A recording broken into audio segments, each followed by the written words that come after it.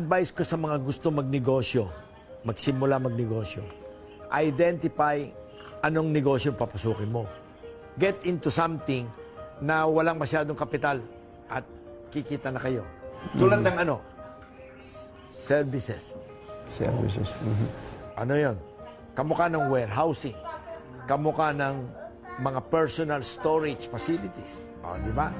O, kung gusto niyo naman magtayo ng mga food-related, yung mga parang portable cart, Nga po. na dadalhin lamang yung card doon, bubuhatin lang, iba-uba doon, yun na. Imbis na nagtatayo pa kayo ng kung ano-anong konkreto, kung ano-ano.